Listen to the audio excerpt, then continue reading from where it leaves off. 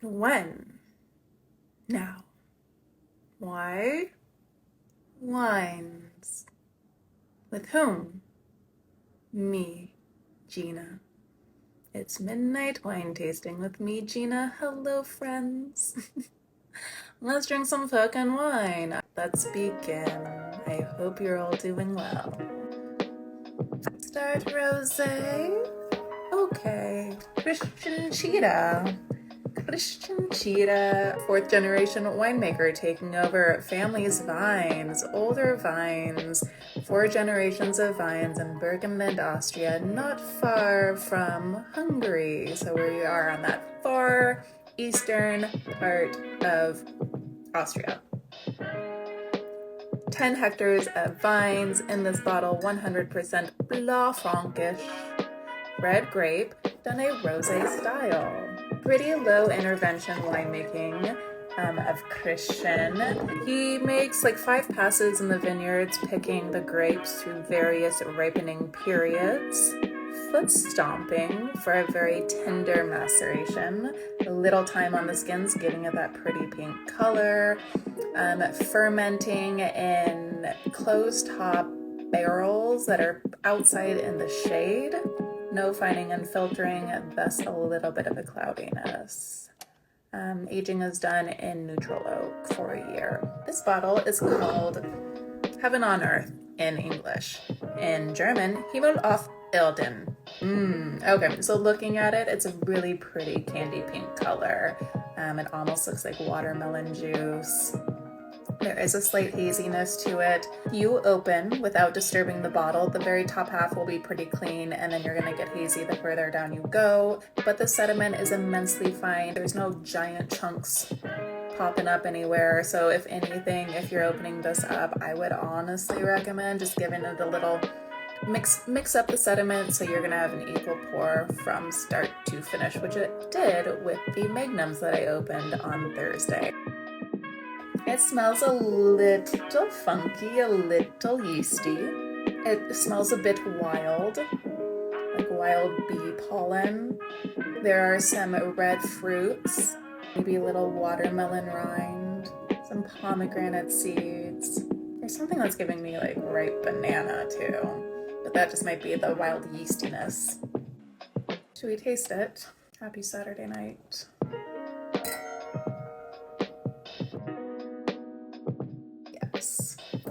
The mid and back end of this wine blows my mind. It is a beautiful evolution in the mouth. One more. Yeah, so upon first sip, you get a little bit of that yeasty wildness and a savory, pine nutty, yeasty, fennel pollen, bee pollen yeastiness. Then it moves into the mid palate where the red fruits start to show up. The pomegranate juice, watermelon rind, soft sweetness, maybe like little slightly underripe strawberries. And then it just goes into this zippity zappity finish that honestly leaves the tongue feeling like it's tingling in the back. It just boop, boop, boop, boop, lasers. It lasers its finish. And you feel slightly electrocuted in the mouth with the finish. It tingles the mouth. It is a wild ride. That is so much fun. And it's like 11.5% alcohol. Wild ride. It just dances in the back of the mouth. So I had this paired a couple things this week. However, the most recent pairing of this wine was a mid-course of a seared rare ahi tuna served with a scallion pancake. So think of it kind of like a scallion flatbread or a Korean green onion pancake. Served with a scallion and black sesame seed salad, and then a foie gras emulsion sauce surrounding. Raw tuna and foie gras emulsion, what the fuck do you pair with that? Austrian rosé. Savory up front, juicy in the middle, zappy in the finish. An evolutionary rosé. Let's move on. Thanks, Christian. Move into Italy. Valdibella. Winery in Sicily, Italy. Kind of think of it as a cooperative. Started in the late 90s, I think 98, It's a combination of winemakers, farmers, there's olives and almonds and what else? People working together to try and support one another, work with the youth to get the youth involved. Just look into it. They do a lot of good. This is a wine that they make. This is Memorii. It is a white blend done in a Perpetuo style. So it's Catarratto and Grillo, 2 white grapes of Sicily. And the way that they are making this wine, it's like they're putting it into a giant vat and they just keep adding to it every year. So this is non-vintage. It's basically 100-year mole. They just keep adding to it every year. So I believe at the time of bottling, they're on year 8 for this. It is not fortified. It's 14% alcohol. Color on there. Pours a nice dark amber color. It looks almost vengeance-y. It looks like a little bit of a yellow wine, or it even looks like it could have a little skin contact. Or I guess I've seen some sherries with a similar color. It's clean and it's pristine. There's no sediment in there at all. It's pretty aromatic. It's picking up on those deeper aromatics. Getting some like dried apricot, maybe dried nectarine, some orange rind, almond skin. There's a little bit of a caramel in there. There is like little hints that you might get from some sherries, but very light hints. And some light hints that you might get from vengeance too. But there's more fruit, some yellow apple, for sure. Do we taste it? Cheers to you. And to me too. Yeah, it's good. Shit's good. Shit's real good. If you like some of the qualities sherry, but you don't want it fortified and you want it more subdued, here you go. It has this great finish, toasted nut and caramel, and not in a sweet way, not in an aggressive way, just in a memory way. It's like the memories of caramel and toasted nuts wafting in the back. It hides the 14% alcohol so well. Up front, you're getting a little bit of the fruits. There's some bitter fruits like fruit rind, orange rind, lemon rind, and then yeah, like the dried apricots, like a lot of the dried skin, the tannin from the skin of the dried apricots and the dried nectarines. Some fresh yellow apple juice, maybe a little fresh green apple juice, and then sweet and savory toasted nuts and caramel to finish in a very subdued way. I just want to highlight subdued way. Delicious. So this week I paired it with our cheese course, burrata cheese, served with, I can't even remember now, house hazelnut granola, yes, pumpkin seeds, yes, young arugula, and black pepper honey. Yes.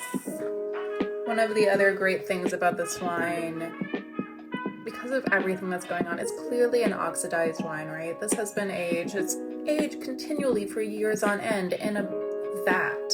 It's oxidized, so it doesn't spoil all that quickly, which for us wine professionals is quite important. We are going to end with Mother Rock, Swartland, South Africa. This is a duo, 2 gentlemen, Johan Meyer, aka Stompy. I can only imagine where he got that name from. And then his UK importer, Ben Henshaw. 100% Chenin Blanc coming from a single vineyard. Stompy has his own vineyard that he just planted, but it's not producing yet, so he's getting those from a different vineyard. Vines are like 34 years. Light foot stomping. I'm guessing Stompy stomps. This is skin contact for 8 weeks, skin and stem contact for 8 weeks, then meat being moved into concrete for 12 months of aging. We are hip and cool in here. Look at us. So it's funny, it has almost a similar color to our non-skin contact, yet oxidized Catarratto and Grillo. This, however, is coming a little bit more bright, a little more tangerine, a little more tang in color. We're like drinking some orange juice on the moon. There is a little cloudiness. There is some sediment in here. Nothing that's going to completely ruin your experience of the wine. But yeah, gorgeous tangerine, golden orange with a slight haziness to it. It is very fragrant.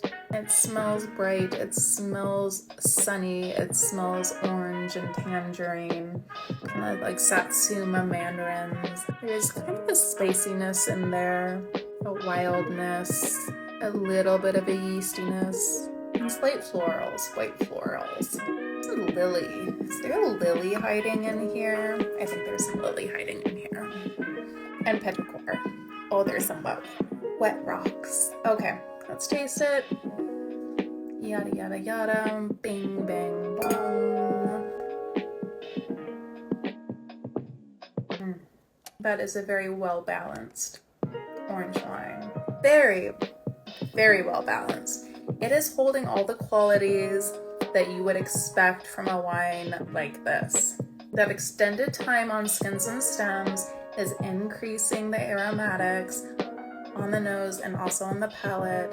You are getting orange on the palate. You are. You just will, right?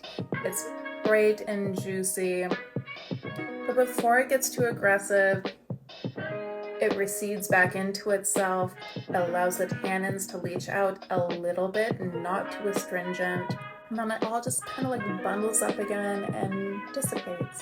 So what was interesting about this wine is I poured it for several of my older clientele that like very classic wine and are not orange wine drinkers. One specifically who just straight up tells me he hates orange wine. All of them, I'm not going to say loved it, because they would never concede to saying that they loved an orange wine, but they liked it, and they said that this is the best orange wine that they've ever had. So I'm going to take that as a fucking win. Bright citrus acid in the front, followed by herbaceous and petrichor in the middle, creaminess in the back end, very smooth tannins, and then a clean and dry finish. If you have that orange wine hater in your life, get them some Mother Rock liquid skin, and you might be able to convince them to drink it. I had this paired this week with their bar menu. It was pork steamed buns. So you have little handheld pinchy buns with pork belly inside with cilantro and aioli. I think it was a yuzu aioli. Yeah. Beautiful acid in here. Can easily cut through that fatty pork. This is how it needs to be done.